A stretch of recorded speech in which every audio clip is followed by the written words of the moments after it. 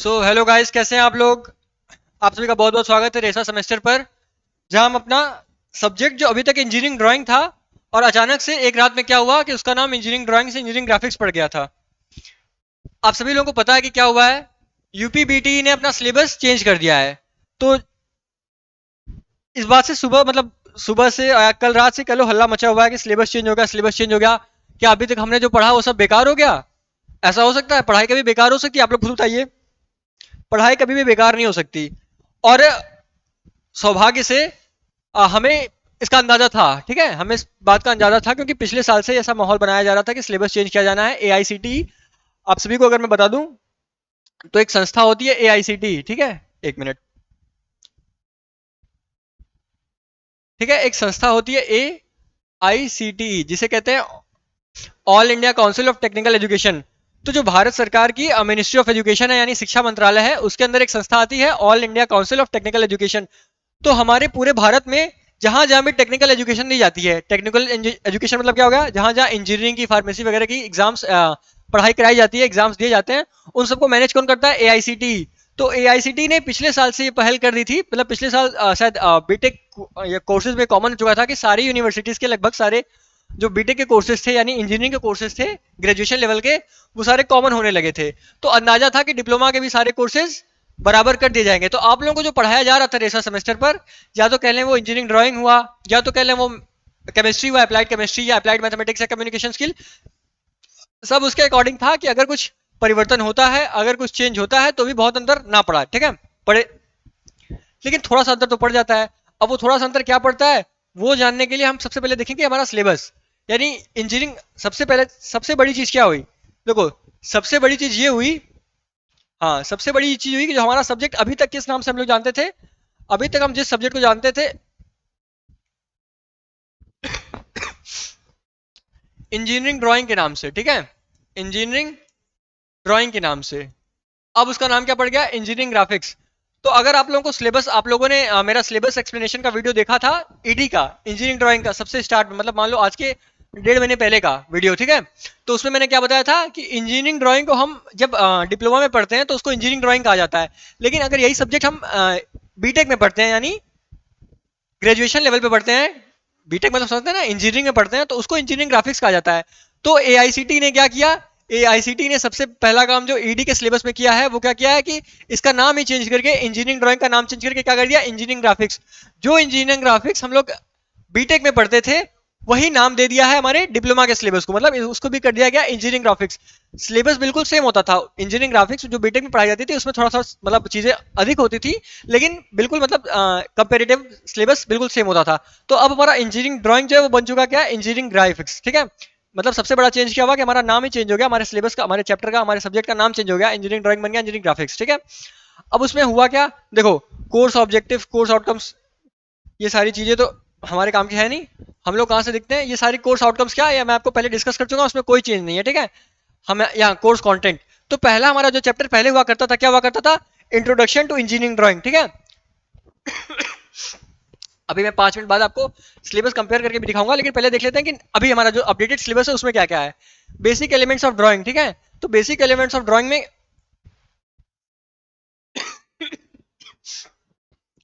Basic elements of drawing में क्या है? इंट्रोडक्शन टू ड्राइंग इंस्ट्रूमेंट हम पढ़ चुके हैं, ड्राइंग इंस्ट्रूमेंट हम पढ़ चुके हैं, उसमें कोई चेंज नहीं है। फिर मटेरियल्स, ड्राइंग मटेरियल्स क्या क्या होते हैं, मतलब वही सारी चीजें कि आप पेंसिल कितने प्रकार की होती हैं, टूल्स क्या क्या होते हैं, ड्राइंग मटेरियल्स, लेआउट, लेआउट के बारे में हमने पढ़ा। कौन सा लेआउट? एक क्लास वर्क लेआउट, मतलब सॉरी मतलब ड्राइंग शीट का लेआउट। उसके बाद हमने क्या पढ़ा था? टेबल, टाइटल ब्लॉक बनाना। ठीक है, वो लेआउट के अंदर ही आता है टाइटल ब्लॉक बनाना, एक क्लासरूम टाइटल ब्लॉक, एक इंडस्ट्रियल टाइटल ब्लॉक। ठीक है, वो पढ़ा था हम लोगों ने। फिर size of drawing sheet, drawing sheet की साइज क्या क्या होती है, ड्राइंग बोर्ड की साइज क्या क्या क्या होती है। फिर डिफरेंट टाइप्स ऑफ लाइंस हमने पढ़ा था सब, सेंटर लाइन क्या होती है और ऑर्थोग्राफिक लाइन, प्रोजेक्शन लाइन क्या होती है। ठीक है, ये सारी चीजें पढ़ी हुई थी। फिर अलग अलग चीजों के लिए बीआईएस के बारे में जाना था। फिर इंक्लाइन लाइंस और ज्योमेट्रिकल फिगर्स के बारे में। ज्योमेट्रिकल फिगर कौन कौन से? Triangle, rectangle, circle, ellipse, curves, hexagon, pentagon, ये सारी चीजें बनाना हम ऑलरेडी सीख चुके थे। ठीक है, और क्या है? Common symbols and conventions of material use in engineering, और free hand and instrumental lettering. Lettering मतलब हम लेटरिंग अक्षरण कर ही रहे थे। ठीक है, अल्फाबेट की भी और नंबर्स की भी। Capital letter, single stroke, vertical and incline series of ठीक है, इतना सब। अब देखिए, अल्फाबेट हमारे सिलेबस में पहले से था, लेकिन नंबर्स न्यूमरल्स नहीं था। लेकिन मैंने न्यूमरल्स आप लोगों को नंबर्स 1 से 9 तक पहले ही एप्लीकेशन में करा चुका हूँ, ठीक है। मैंने आप सभी लोगों को होमवर्क दिया था ना, नंबर्स अपने फोन नंबर लिखने का, वो सारी चीजें पहले सिलेबस में नहीं थी, लेकिन हमने आपको करा ली थी, क्योंकि हम लोग को ऐसा उम्मीद थी, ऐसी उम्मीद थी कि सिलेबस चेंज होगा तो ये चीजें आ जाएंगी सिलेबस में, ठीक है। आगे देखते हैं आगे क्या क्या आया। एक्सक्यूज मी, चलिए, यहाँ पे इतना ही था। आगे, हाँ, अब हमारा पहले चैप्टर का पार्ट है डायमेंशनिंग। तो डायमेंशनिंग हम ऑलरेडी पढ़ चुके हैं आप लोग। डायमेंशनिंग यानी विमांकन, विमांकन में कैसे अलग अलग चीजों की विमांकन करते हैं, कैसे एंगल्स का करते हैं, कैसे होल्स का करते हैं, सरफेस टेपर्ड सरफेस का करते हैं, एंगल का करते हैं, ये सारी चीजें हम पहले ही पढ़ चुके हैं, ठीक है। अब उसके बाद हमारा एक और चैप्टर पहले होता था स्केल्स। अब वो पहले चैप्टर के अंदर ही स्केल्स दे दिया है, ठीक है। हमारा पहले स्केल्स एक अलग चैप्टर होता था, अभी मैं बताऊंगा, ठीक है, अभी मैं दोनों का कंपेयर करके बताऊंगा, ठीक है। तो पहले एक अलग चैप्टर स्केल्स होता था, लेकिन अब क्या हो गया, स्केल्स उसी के अंदर दे दिया है, ठीक है, पहले चैप्टर के अंदर ही दे दिया है, मतलब पहले यूनिट के अंदर ही एक टॉपिक स्केल्स दे दिया है। उसमें हम लोग को वही प्लेन स्केल और डायगोनल स्केल जो भी हम पढ़ ही रहे थे, हमारे क्लास चल ही रहा था प्लेन स्केल और डायगोनल स्केल का, वो है, ठीक है। उसके बाद हमारा यूनिट 2 क्या होगा, मतलब अभी तक पहले ये सारी चीजें पहले यूनिट में थी, क्या पहले यूनिट का हमारा नाम क्या था कि बेसिक एलिमेंट्स ऑफ ड्राइंग। हम लोग का जो पहला मतलब चैप्टर था वो था इंट्रोडक्शन टू इंजीनियरिंग ड्राइंग, उसको चेंज करके क्या कर दिया, बेसिक एलिमेंट्स ऑफ ड्राइंग, ठीक है। टॉपिक सारे सेम है, इनफैक्ट कुछ टॉपिक जो अलग हमारे चैप्टर्स थे उनको टॉपिक बना दिया गया है, मतलब उनको और छोटा कर दिया गया है। अब हमारा यूनिट शुरू होता है orthographic projection, same as it is जैसा हमारा चैप्टर नंबर 5 था हमारे मतलब पिछले सिलेबस में, उसको यहाँ पे यूनिट 2 बना दिया गया है, ठीक है। ऑर्थोग्राफिक प्रोजेक्शन कोई चेंज नहीं, कोई भी चीज नहीं, हम आगे इसको बिल्कुल वैसे ही पढ़ने वाले हैं। फिर प्रोजेक्शन ऑफ सॉलिड एक अलग चैप्टर था और सेक्शन हमारे एक अलग चैप्टर था, उन दोनों चैप्टर्स को जोड़ के projection of solid and sections कर दिया है। हमारा पहले प्रोजेक्शन ऑफ सॉलिड अलग था और सेक्शन अलग था, अब उन दोनों को जोड़ के एक चैप्टर बना दिया गया है, ठीक है। ये चेंज हुआ है। उसके सारे अंदर उसके अंदर की पढ़ाई सारी चीजें सेम कर रही है, ठीक है, जो पहले हम लोग डिस्कस कर चुके हैं, बिल्कुल वही। उसके बाद क्या है, आइसोमेट्रिक प्रोजेक्शन, हमारा एक चैप्टर आइसोमेट्रिक प्रोजेक्शन था, बिल्कुल वो वैसा रखा गया है। और उसके बाद क्या है, उसके बाद है इंट्रोडक्शन टू ऑटोकैड, ये आपका प्रैक्टिकल है, आपको केवल कॉलेज में कराया जाएगा, ठीक है। इसकी थ्योरी एग्जाम में थ्योरी नहीं पूछी जाएगी, पहले भी नहीं पूछी जाती थी, अभी नहीं पूछी जाती थी। तो आपको जो 4 यूनिट मेन इंपॉर्टेंट है, isometric projection, projection of solid and sections, orthographic projection और डायमेंशन, मतलब डायमेंशनिंग क्या पिछले वाले चैप्टर का एक पार्ट है, ठीक है। अब अगर मैं डिस्कस करूं कि हमारा जो पहले सिलेबस क्या था, ठीक है, हमारा पहला सिलेबस क्या था, इसके बारे में अगर हम एक क्षण देख लें, तो एक, हाँ, चलिए, 1 मिनट में आपको बताता हूँ कि हमारा पहले सिलेबस क्या था, ठीक है।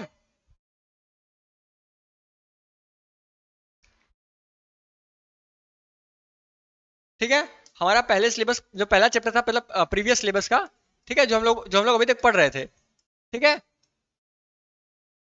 अब आप लोगों को पता चलेगा कि यहाँ पे हमने आप लोगों के लिए कितना दूरदर्शी सोच रखते हैं, ठीक है, मतलब कितना आगे का पहले ही सोच लेते हैं हम लोग। हमें पता था कि अगर सिलेबस चेंज ना होगा तो होगा हमें बहुत नुकसान, लेकिन फिर भी हमने सोचा कि थोड़ा प्रोएक्टिव बिहेव करते हैं और जिसकी उम्मीद है उस पर काम करते हैं। तो पहला हमारा चैप्टर था इंट्रोडक्शन टू ड्राइंग, ठीक है, क्या था, इंट्रोडक्शन टू ड्राइंग। अब इसी चैप्टर को क्या चेंज कर दिया उन लोगों ने, उनका नाम कर दिया क्या, बेसिक एलिमेंट्स ऑफ ड्राइंग, ठीक है। ये प्रीवियस सिलेबस में बता रहा हूं आपको। फिर दूसरा चैप्टर क्या होता था, दूसरा होता था डायमेंशनिंग, डायमेंशनिंग टेक्निक, ठीक है। तीसरा चैप्टर क्या होता था, तीसरा होता था हमारा स्केल्स, ठीक है। चौथा क्या होता था, चौथा हमारा होता था ऑर्थोग्राफिक प्रोजेक्शन, जो अब उनका क्या, जब नए वाले सिलेबस के अकॉर्डिंग क्या है, हमारा सेकंड यूनिट होगा, ऑर्थोग्राफिक प्रोजेक्शन, ठीक है। पांचवा क्या हो गया,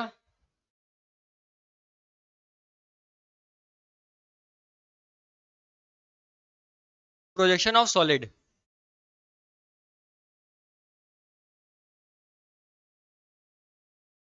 प्रोजेक्शन ऑफ सॉलिड। छठवां क्या हो जाएगा, सेक्शंस, ठीक है।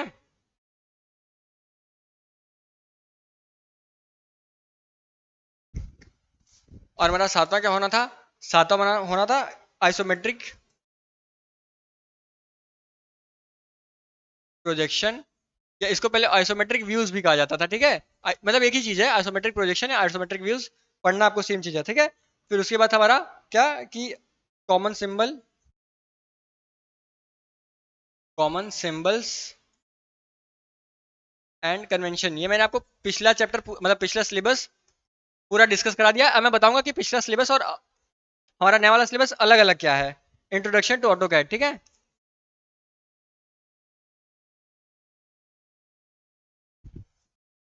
इंट्रोडक्शन टू ऑटोकैड, और ये आपका प्रैक्टिकल सब्जेक्ट है, ठीक है। ये आपका प्रैक्टिकल सब्जेक्ट है, कल कॉलेज में कराया जाएगा। चलो तो अपने पिछले स्लाइड में हम देखें, थोड़ा छोटा कर लेते हैं इसको। हाँ, तो अब यहाँ पे अगर आप देखेंगे हमारा पहला चैप्टर क्या बन गया है, हमारा पहला चैप्टर बन गया है बेसिक एलिमेंट्स ऑफ ड्राइंग, ठीक है। Basic elements of drawing. तो यहाँ पे गौर करने वाली बात क्या है कि ये चैप्टर, ये चैप्टर और ये चैप्टर, ठीक है, ये तीनों चैप्टर मिलके क्या बन चुके हैं, ये बन के मिल चुके हैं बेसिक एलिमेंट्स ऑफ ड्राइंग। यानी ये तीनों चैप्टर जो अलग अलग थे वो हमारे नए सिलेबस का चैप्टर नंबर 1 या चैप्टर नंबर नहीं, यूनिट नंबर कहेंगे, यूनिट 1 बन चुके हैं, ठीक है। ये तीनों क्या बन चुके हैं, वो यूनिट 1 बन चुके हैं तीनों मिला के, ठीक है। और इसमें मतलब हम डायमेंशनिंग टेक्निक या स्केल्स या इंट्रोडक्शन टू ड्राइंग के साथ ही हमने क्या पढ़ा था, ज्योमेट्रिकल कंस्ट्रक्शन, वो सब क्या हो चुका है, वो सब हमारा यूनिट 1 बन चुका है, ठीक है। लाइंस के बारे में पढ़ा था हमने, ज्योमेट्रिकल कंस्ट्रक्शन के बारे में पढ़ा था, ठीक है। हमारा यूनिट तो बड़ा बहुत बड़ा है, उसके अंदर मैं चैप्टर आपको सेपरेट सेपरेट करके पढ़ाता हूँ, ठीक है। अलग अलग चैप्टर से पढ़ते हैं ताकि आपको बेटर समझ में आए। ये आपका ऑर्थोग्राफिक प्रोजेक्शन, ये same as it is unit 2 रहेगा, ठीक है। ऑर्थोग्राफिक प्रोजेक्शन जो हमारा यहाँ पे चैप्टर नंबर 4 था प्रीवियस सिलेबस में, वो अब क्या बन चुका है, यूनिट नंबर 2 बन चुका है नेक्स्ट अपडेटेड सिलेबस में, ठीक है।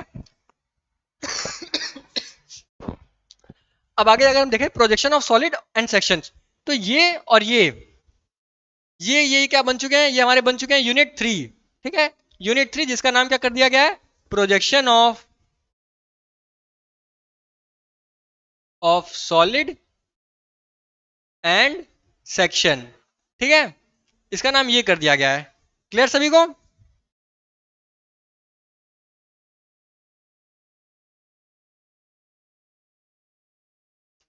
अब हमारा अगला देखा जाए तो आइसोमेट्रिक प्रोजेक्शन, ये हमारा यूनिट नंबर 5 होगा, ठीक है।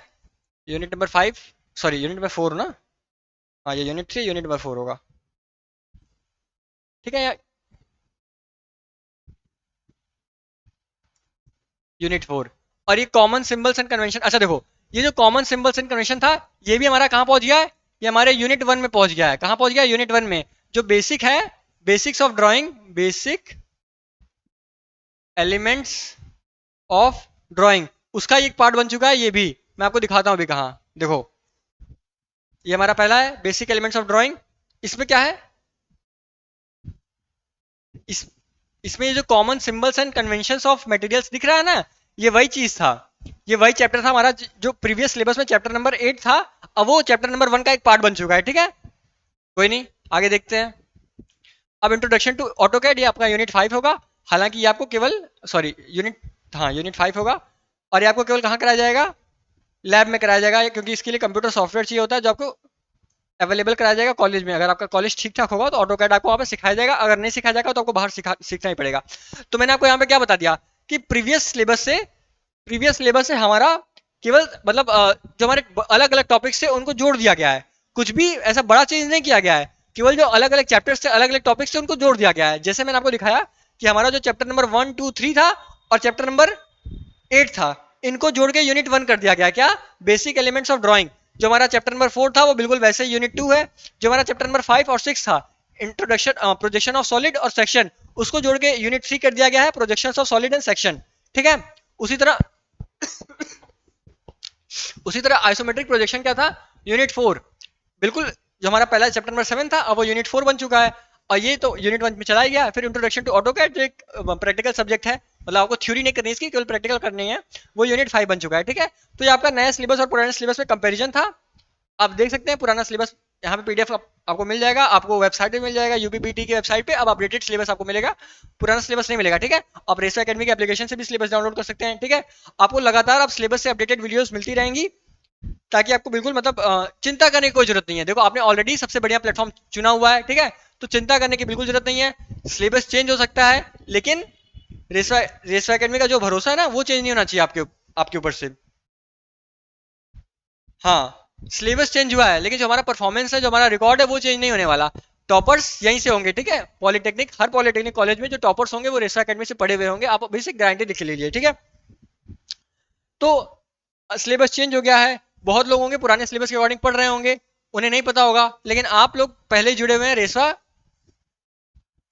रेसा एकेडमी से, जो आपको शुरू से ही मतलब बाकी लोगों से आगे रखता है। मतलब हमारा सोचना ऐसा ही है कि जब लोग 1 सितंबर से कॉलेज आना शुरू करेंगे, ठीक है, उन लोगों की पढ़ाई 1 सितंबर से चालू होगी, लेकिन हम लोग जुलाई से कोर्स चालू कर मतलब पढ़ा रहे हैं, हमने कोर्स तभी से चालू कर दिया है, हम लोग पढ़ाए जा रहे हैं। और सोचिए पढ़ा भी कैसे रहे हैं, पढ़ा रहे हैं दिमाग में ये मानकर कि हमारा सिलेबस आगे चेंज होना है, ठीक है, लेकिन उससे कोई असर पड़ने वाला है नहीं हमारे मतलब हमारे जो पढ़ाई है, हमारे जो पैटर्न है पढ़ाने का उस पर, ठीक है। तो मतलब हमारा जो कोर्स दोबारा से डिजाइन किया गया है, इसमें अगर आपको पहले सेमेस्टर का केवल पढ़ाई करना है तो वो 777 में मिलेगा आपको, ठीक है। 777 क्यों, थाला फॉर अ रीजन, ठीक है। और 999 में आपको क्या, फर्स्ट और सेकंड सेमेस्टर के दोनों कोर्स मिल जाएंगे। तो सबसे अच्छा आपके लिए क्या है ये, ठीक है, सबसे अच्छा आपके लिए है क्योंकि इसमें पहला सेमेस्टर भी और सेकंड सेमेस्टर भी मिल जाएगा। लेकिन अगर आप ऐसे नहीं पढ़ना चाहते, आप केवल पहला सेमेस्टर पढ़ना चाहते हैं, तो 777 में आपको कोर्स मिल जाएगा। आपको इस नंबर पे कॉल करना है, ठीक है, 9628000470, ठीक है, या 9621948025, इस पे कॉल करना है। अगर आपको कॉल करने की जरूरत ना हो तो सीधे आप रेसा एकेडमी का एप्लीकेशन डाउनलोड करिए, उसमें जाइए और मतलब उसमें आपको सारे कोर्सेज दिखेंगे, उसमें आप डालिएगा कि फर्स्ट सेमेस्टर कोर्स आपको मिल जाएगा, या एक कॉम्बो बैच करके होगा वो आपको 999 में मिल जाएगा, ठीक है। स्पेशल ऑफर है, तो जल्द से जल्द इसका लाभ उठाइए। और सिलेबस अगर चेंज हो जाए तो कोई दिक्कत नहीं है, क्योंकि हम पढ़ वही रहे थे जो हमारे अपडेटेड सिलेबस में था, ठीक है। चिंता करने की बिल्कुल जरूरत नहीं, हम जैसे पढ़ रहे थे वैसे अपनी पढ़ाई जारी रखेंगे। क्लियर है, चलिए ठीक है। तो फिलहाल अभी के लिए बस इतना ही। उम्मीद करता हूँ आपको नया सिलेबस भी समझ में आ गया होगा, पुराने सिलेबस से मैंने कंपेयर कर दिया कि कोई मतलब बहुत डरने वाली बात है नहीं, थोड़ा मोड़ा चेंज हुआ तो हम साथ में लेके चलेंगे, ठीक है। चलिए, बहुत बहुत धन्यवाद। फिलहाल अभी के लिए बस इतना ही, आगे मिलते हैं अपनी अगली अगली क्लास में। चलिए, thank you all of you.